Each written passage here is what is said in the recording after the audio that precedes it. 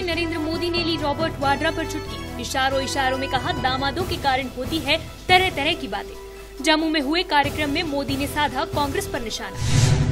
संसद के कैंटीन में सब्सिडी छोड़ने की मांग को लेकर सांसद ने उठाई आवाज। लोकसभा स्पीकर को लिखा खत। कहा जब देश की जनता से गैस सब्सिडी छोड़ने को कह रहे हैं तो सांसद क्यों नहीं छोड़ते सब्सिडी। बोहरा समाज ने मनाई ईद। मस्जिदों में हुई विशेष नमाज। गले लगकर एक दूसरे को दी ईद की बधाइयाँ। सेवैयां से महकी ईद की खुशियाँ। इंदौर महापौर द्वारा पेश किए गए बजट पर हंगामेदार बहस। विपक्षी पार्षदों ने बजट को बताया आंकड़ों का पुलिंदा। कहा अंधेरे में रखा है जनता को। व्यापम मामले में सीबीआई ने नम्रता डामोर की मौत को हत्या मानते हुए एफआईआर दर्ज की। पहले हफ्ते में 8 एफआईआर दर्ज की। सीबीआई की जांच में शिवराज के करीबी भी फंसे। नमस्कार दर्शकों, डी लाइव न्यूज के इस बुलेटिन में आप सभी का स्वागत है और मैं हूं आपके साथ साक्षी शर्मा। प्रधानमंत्री नरेंद्र मोदी ने शुक्रवार को जम्मू में एक कार्यक्रम को संबोधित करते हुए इशारों ही इशारों में कांग्रेस की चुटकी ली। दरअसल पीएम मोदी ने बगैर नाम लिए रॉबर्ट वाड्रा पर निशाना साधा और कहा कि आजकल के दामादों के कारण देश में क्या क्या नहीं हो रहा है। पीएम मोदी ने साधा कांग्रेस पर निशाना। जम्मू में परिवारवाद की राजनीति पर बोले प्रधानमंत्री मोदी। इशारों इशारों में की रॉबर्ट वाड्रा की बात। पीएम मोदी ने कहा आजकल के दामादों के कारण क्या क्या बातें होती हैं। 4 दिन के विशेष दौरे पर जम्मू पहुंचे प्रधानमंत्री नरेंद्र मोदी ने शुक्रवार को एक कार्यक्रम को संबोधित करते हुए सोनिया गांधी के दामाद रॉबर्ट वाड्रा पर निशाना साधा। दरअसल पीएम मोदी जम्मू के जोरावर सिंह स्टेडियम में कांग्रेस के दिवंगत नेता गिरधारी लाल डोगरा के शताब्दी समारोह को संबोधित करने पहुंचे थे, लेकिन अपने संबोधन के दौरान मोदी ने इशारों ही इशारों में रॉबर्ट वाड्रा पर भी निशाना साधा। पीएम मोदी बोले कि दामाद ससुर के कारण नहीं और ससुर दामाद के कारण नहीं पहचाने जाते। इतना ही नहीं, मोदी ने ये भी कहा कि आजकल के दामादों के कारण क्या क्या बातें होती हैं, ये सभी जानते हैं। इतने साल के सार्वजनिक जीवन में अरुण जी को कभी तो मन कर गया होगा कि ससुर इतने बड़ी जगह पे बैठे, लेकिन उन्होंने भी अपने आप को दूर रखा और उन्होंने भी इनको दूर रखा। आप अपना भाग्य अपने खुद तय कीजिए, मेरा जिम्मा मैं निभाऊंगा। और आज तो हम जानते हैं दामादों के कारण क्या क्या बातें होती है। और आज तो हम जानते हैं दामादों के कारण क्या क्या बातें होती है। और आज तो हम जानते हैं दामादों के कारण क्या क्या बातें होती है। कार्यक्रम के दौरान पीएम मोदी ने दिवंगत नेता गिरधारी लाल डोगरा के जीवन पर प्रकाश डाला। मोदी बोले कि बहुत ही कम ऐसे राजनेता होते हैं जो मरने के बाद भी लोगों के दिलों में जिंदा रहते हैं और गिरधारी लाल उनमें से एक हैं। राजनीति का दुर्भाग्य ऐसा है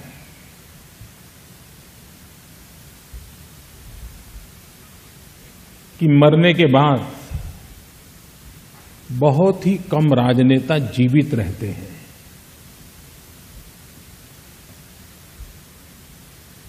कुछ ही समय में वो भुला दिए जाते हैं, लोग भी भूल जाते हैं। लेकिन कुछ ऐसे अपवाद होते हैं जो अपने कार्यकाल में जो कार्य करते हैं, जिस प्रकार का जीवन जीते हैं, जिसके कारण मृत्यु के कई वर्षों के बाद भी वो जीवित रहते हैं। और मैं मानता हूं कि गिरधारी लाल जी उसमें से एक है। जमीनों के सौदों के कारण विवाद में आए दिन सोनिया गांधी के दामाद रॉबर्ट वाड्रा पर लोकसभा चुनाव से पहले भी कई बार मोदी निशाना साध चुके हैं। लेकिन प्रधानमंत्री के पद पर काबिज होने के बाद जिस तरह से पीएम मोदी ने इशारों में वाड्रा की बात की है, वो राजनीति के गलियारों में भी चर्चा का विषय जरूर बनती हुई दिखाई दे रही है। Bureau report, D live news. PM Modi आम जनता से अपनी गैस सब्सिडी छोड़ने के लिए गुजारिश करते देखे जाते हैं, लेकिन संसद भवन की कैंटीन में मिलने वाले खाने पर सांसदों की सब्सिडी को सांसद ही छोड़ने को तैयार नहीं है। ऐसे में एक सांसद ने स्पीकर सुमित्रा महाजन को एक पत्र लिखकर सांसदों को सब्सिडी छोड़ने के लिए आग्रह किया। क्या सांसदों को छोड़ना चाहिए सब्सिडी? कैंटीन में मिलने वाली सब्सिडी क्या हो जाना चाहिए खत्म? पीएम मोदी क्या बोलेंगे सांसदों को सब्सिडी छोड़ने का? आम जनता से सिलेंडर की सब्सिडी छोड़ने का आग्रह करते हैं पीएम मोदी। संसद की कैंटीन के बारे में आपने खूब सुना होगा कि सस्ता और अच्छा खाना मिलता है और सोशल मीडिया में अक्सर ही संसद की कैंटीन में सांसदों को दी जाने वाली सब्सिडी पर तंज कसा जाता है। वहीं दूसरी ओर पीएम मोदी आम जनता से गैस में सब्सिडी छोड़ने का आग्रह करते हैं। ऐसे में सांसद क्यों अपना सब्सिडी नहीं छोड़ देते, यह बड़ा प्रश्न है।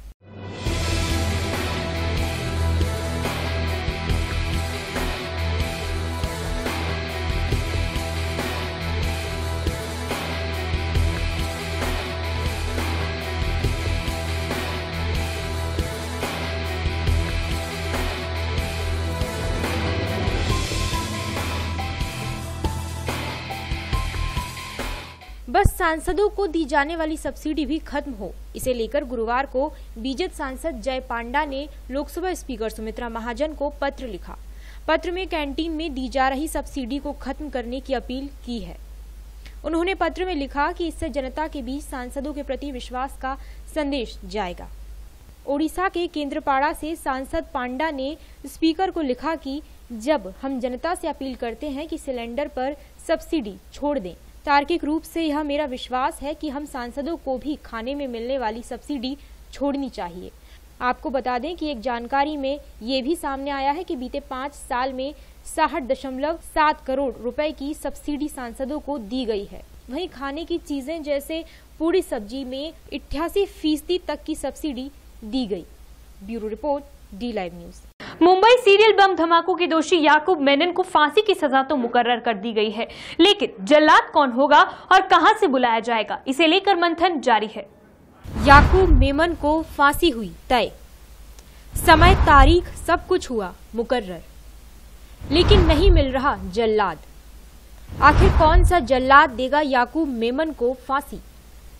कहां से आएगा जल्लाद? क्या रिटायर्ड जल्लाद देगा याकूब को फांसी? मध्य प्रदेश का हो सकता है जल्लाद। अफजल गुरु और कसाब के बाद याकूब मेमन को फांसी के फंदे पर झूलने की तारीख जैसे जैसे नजदीक आ रही है, वैसे वैसे जल्लाद को खोजने के कायस भी तेज हो चुके हैं। फांसी के फंदे की डोर किस जल्लाद के हाथ में होगी, इसके लिए मध्य प्रदेश की और नागपुर जेल प्रशासन की निगाहें आकर रुक गई हैं। बताया जा रहा है कि देश में जल्लादों की कमी के चलते रिटायर्ड जल्लाद से भी याकूब मेमन को फांसी दिलाई जा सकती है। 1993 बम्बई सीरियल बम धमाकों में दोषी याकूब मेमन के खिलाफ टाडा हाईकोर्ट ने डेथ वारंट जारी कर दिया है, जिसके मुताबिक 30 जुलाई को सुबह 7 बजे उसे फांसी दी जा सकती है। इसी के बाद नागपुर जेल प्रबंधन के लिए नई मुसीबत खड़ी हो गई है, क्योंकि उन्हें याकूब को फांसी देने के लिए कोई जल्लाद नहीं मिल रहा है। अब देखना होगा कि जिस खोज के लिए जो नजरें प्रदेश पर आकर रुक गई हैं, वहां से याकूब को फांसी के फंदे पर झुलाने वाला जल्लाद मिलता है या नहीं। Bureau report, D live news. रुकते हैं एक छोटे से अंतराल के लिए। डी लाइव न्यूज पर खबरों का सिलसिला जारी है।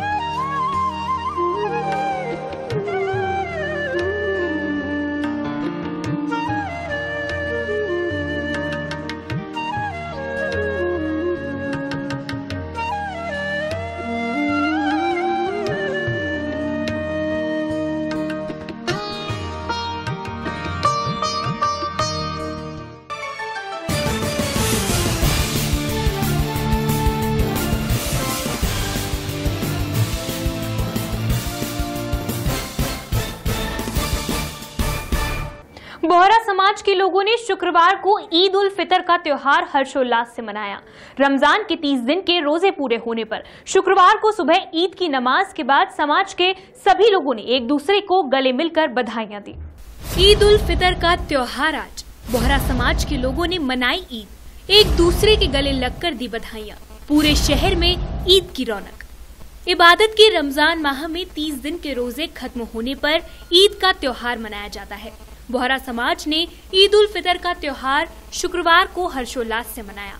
इस मौके पर इंदौर शहर में बोहरा समाज की मस्जिदों में आज सुबह से ही बड़ी संख्या में बोहरा समाज के लोगों की भीड़ देखी गई। पारंपरिक वेशभूषा में समाज बंधु मस्जिद पहुंचे और विशेष नमाज अदा कर देश में अमन चैन की दुआ मांगी। इसके बाद सभी समाज बंधुओं ने गले लगकर एक दूसरे को ईद की मुबारकबाद दी। ये ईद का त्योहार है, खुशियों का है त्योहार। ये ईद का त्योहार है, खुशियों का है त्योहार। ना तेरा है ना मेरा है, ये सबका है त्योहार। ये प्यार का पैगाम है, ये प्यार का पैगाम। मुबारक ईद मुबारक,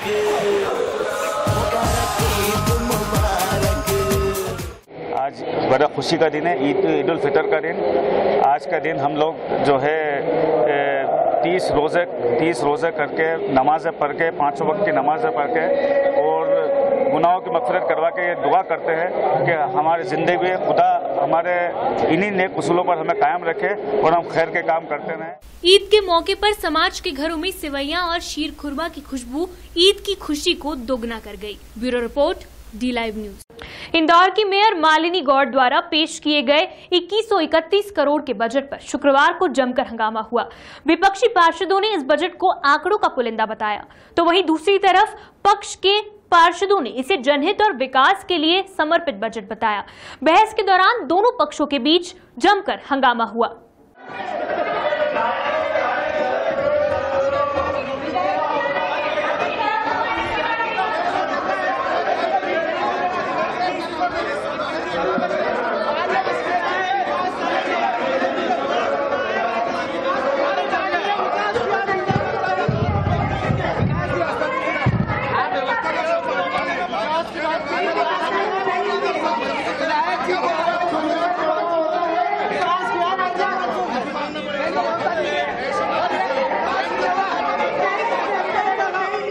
ये तस्वीरें इंदौर के गांधी हॉल की हैं, जहां कांग्रेस पार्षद सभापति अजय सिंह नरूका के समीप जा पहुंचे और उन्हें घेरते हुए निगम में पेश किए गए 2131 करोड़ के बजट का विरोध करने लगे।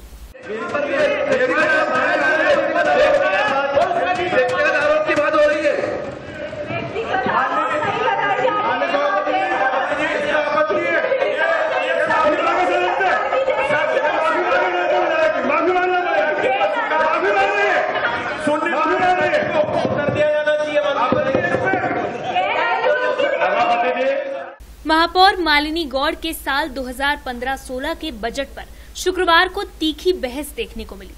बहस की शुरुआत नगर निगम में नेता प्रतिपक्ष फौजिया शेख ने की। उन्होंने कहा कि ये बजट सिर्फ विधानसभा क्षेत्र क्रमांक 4 को देखकर तैयार किया गया है और मेयर साहिबा अपने क्षेत्र के बाहर अब तक नहीं निकल पाई हैं।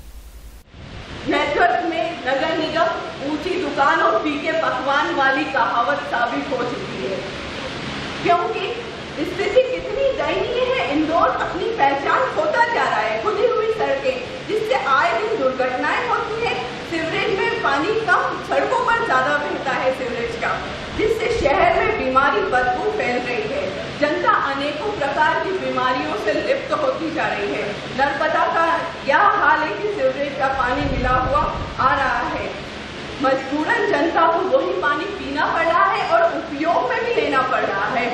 धन्यवाद देती हूँ मैं कमिश्नर साहब को, मनीष सिंह जी को, जिन्होंने निगम में आने के बाद सबसे पहली प्राथमिकता सीवरेज लाइन में, नर्मदा में सीवरेज लाइन का पानी आने का रखा और उन्होंने ये भी कहा कि मैं अपनी प्राथमिकता रखती हूँ। क्यों? क्योंकि यहाँ मैंने देखा है कि इंदौर नगर निगम में जनता को केवल सीवरेज का मिला पानी पिला रही है नगर निगम। इसके जवाब में जन कार्य समिति के प्रभारी शंकर यादव ने आंकड़े गिनाते हुए फौजिया के लगाए आरोपों का खंडन किया। यादव के भाषण के दौरान कांग्रेसियों ने जमकर शोर मचाया। विकास की इसी श्रृंखला को आगे बढ़ाते हुए हमारी महापौर आदरणीय माननीय भाभी ने इस शहर के मध्य क्षेत्र के विकास की योजना बनाई है। वास्तव में ये योजना इंदौर के ओल्ड सिटी डेवलपमेंट प्लान की योजना है, जो विधानसभा क्षेत्र क्रमांक 4 नहीं, विधानसभा 1, 4 और 3 तीनों विधानसभाओं को इसका लाभ मिलेगा। इस योजनाओं के अंतर्गत इस शहर की जो ओल्ड सिटी की मूलभूत समस्या है, सीवर की समस्या है, ड्रेनेज की जो पानी मिक्स हो रहा है, बरसों पुरानी लाइन है, 20-20, 25-25 फीट गहरी पुरानी लाइन है हमारे शहर में सीवर, उन सभी का हम इस योजना के माध्यम से पुनर्निर्माण करेंगे।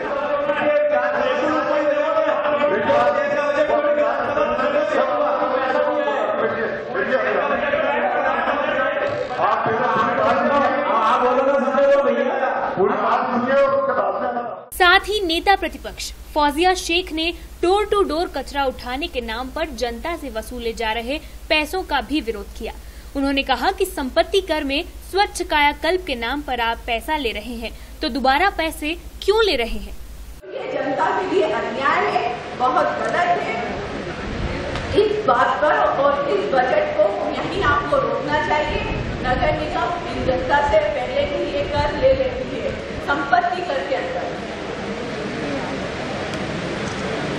स्वच्छ कायाकल्प के नाम से आप संपत्ति कर में ये पैसा आप जनता से ले रहे हैं, फिर आप डोर टू डोर जनता से, अब ये आपकी व्यवस्था है कि आप कचरा कैसे उठवाएं, चाहे डोर टू डोर उठवाएं, चाहे मोहल्ले में इकट्ठा करके उठवाएं। डोर टू डोर उठवाने से बहुत बड़ा विकास नहीं हो जाएगा इंदौर का। जब जनता एक बार पैसा जमा कर रही है तो वो दूसरी बार क्यों जमा करेगी? साथ ही 24 घंटे पानी देने के वादे को उन्होंने वादा ही बताया है। इस बजट में 101 शुद्ध पेयजल पानी पाइपलाइन बिछाने में इस शहर में नागरिकों के लिए एक सपना हो गया है शुद्ध पेयजल। 17% आबादी कंपनी वाटर कंपनी से कंटेनर लेकर दुकानदार, घर, रहवासी, स्कूल, शादियों में तक आप खुद जाते हैं तो आप देखते होंगे कि जो प्राइवेट कंपनियां हैं वो पानी मुहैया करा रही है जनता को।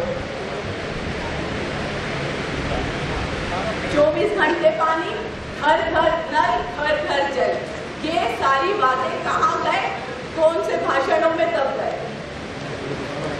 24 घंटे पानी देने के वादे सिर्फ वादों में ही रह गए। केंद्र सरकार की विभिन्न योजनाओं के तहत बिजली, पानी सप्लाई, सीवर, वर्षा जल संचयन, पब्लिक ट्रांसपोर्ट के लिए भी बजट में प्रावधान किए गए हैं। इस बजट में गरीबों के लिए आवासीय योजना, लिंक और फीडर सड़क और पर्यावरण संरक्षण के लिए भी खास प्रावधान किया गया है। लेकिन कांग्रेस पार्षद बजट को यहीं रोकने को लेकर हंगामा करते नजर आए। Bureau report, D live news. Indore नगर निगम के बजट सम्मेलन में शुक्रवार को सवाल जवाब सत्र के दौरान भी जमकर हंगामा बरपा। सत्ता पक्ष के पार्षदों ने इस बजट को लेकर जहां मालिनी गौड़ की पीठ थपथपाई, तो वहीं विपक्ष के कांग्रेस ने बजट को जनता को अंधेरे में रखने वाला बताया। बजट सत्र के आखिरी दिन बीजेपी और कांग्रेस के नेताओं के बीच तीखी बहस देखने को मिली। निगम बजट की बहस में जमकर हुआ हंगामा। विपक्षी पार्षदों ने मालिनी सरकार के बजट को बताया फीका। बीजेपी कांग्रेस नेताओं के बीच हुई तीखी बहस। बजट की बहस में जनता के मुद्दे रहे दूर, सिर्फ सियासी आरोप प्रत्यारोप तक सीमित रहे पार्षद। शुक्रवार को इंदौर के गांधी हॉल में नगर निगम के बजट बहस सत्र में एक बार फिर हंगामा देखने को मिला। कांग्रेस और बीजेपी के पार्षदों ने एक दूसरे पर आरोपों की झड़ी लगाने में कोई कसर नहीं छोड़ी और बजट की बहस महज आरोप प्रत्यारोप पर ही सीमित रह गई। कांग्रेस विधायक जीतू पटवारी ने अपनी बात रखी और कहा कि बजट में 29 गांव को ध्यान में नहीं रखा गया है। वहीं पटवारी ने शहर के ट्रैफिक सिस्टम को लेकर भी अपनी बात रखी।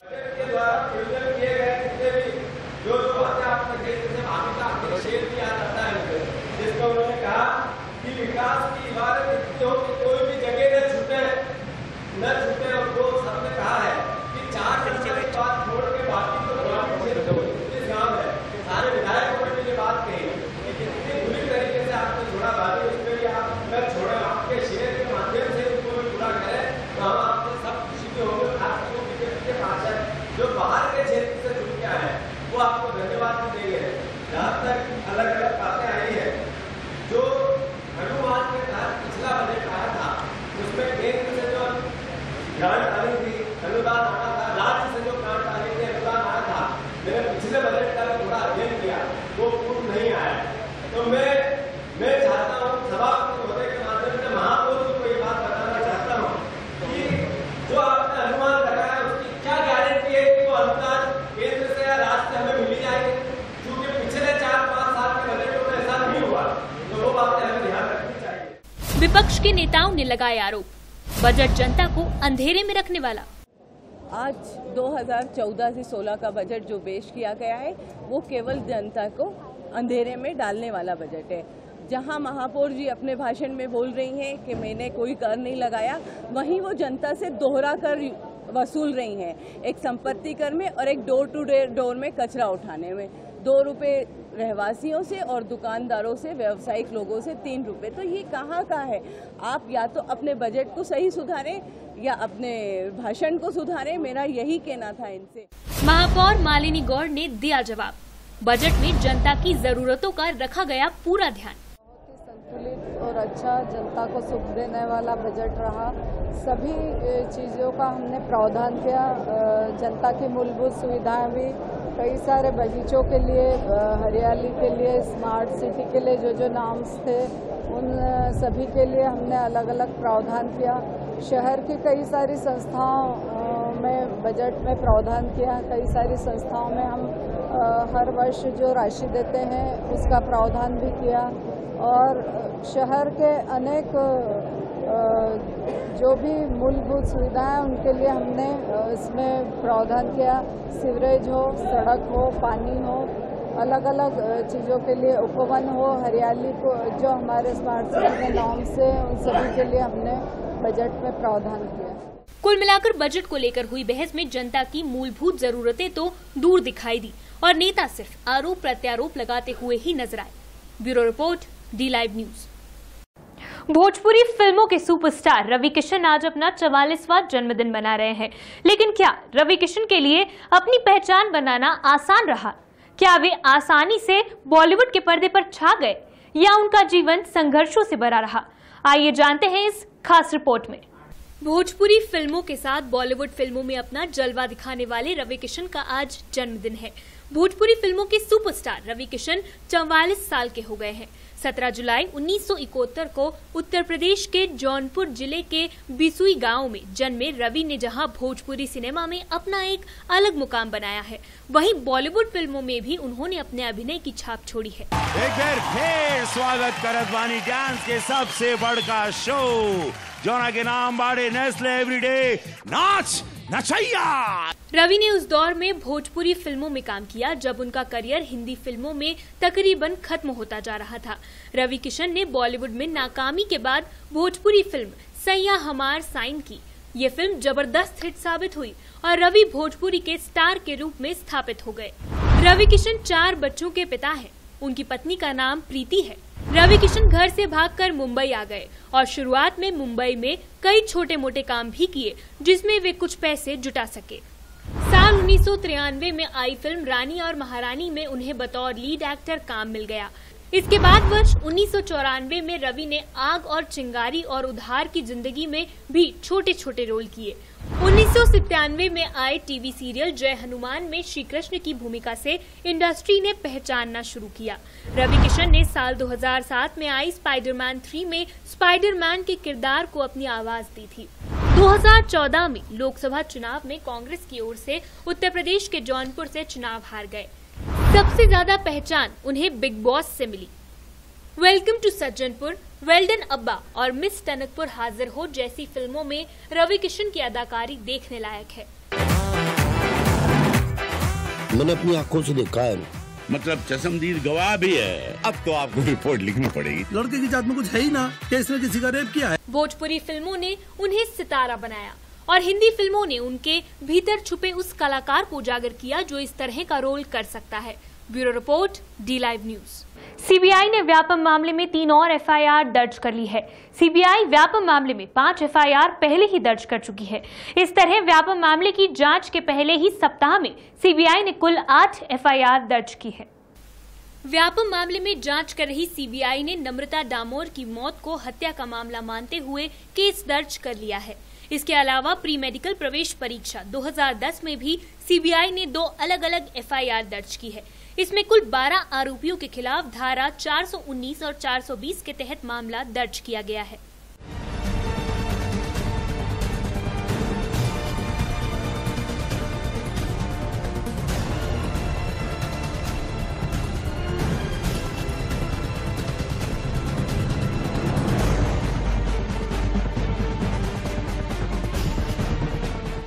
सीबीआई ने पीएमटी 2009 में 28, पीएमटी 2010 में 21, पीएमटी 2011 में 3, प्री पीजी 2011 में 8 और वन रक्षक भर्ती परीक्षा 2013 में 100 लोगों के खिलाफ एफआईआर दर्ज की है। करीब 160 लोगों को सीबीआई ने शुरुआत में ही आरोपी बनाया था, जिसमें सीएम शिवराज सिंह के कई करीबियों के भी नाम हैं। आरोपियों में भाजपा नेता और शिवराज सिंह चौहान के करीबी गुलाब सिंह किरार और इंदौर के एसजीएस आईटीएस कॉलेज के निदेशक सुधीर भदौरिया शामिल हैं।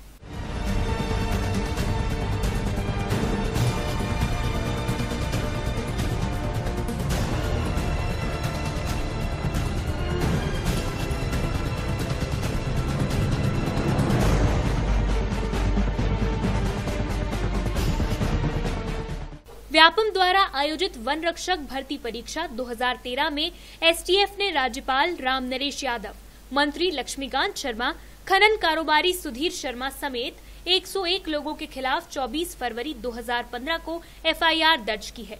लेकिन सीएम शिवराज सिंह के करीबियों के खिलाफ सीबीआई ने प्रकरण दर्ज कर लिया है, जो मुख्यमंत्री शिवराज सिंह चौहान के लिए बड़ा झटका है। Bureau report, D live news.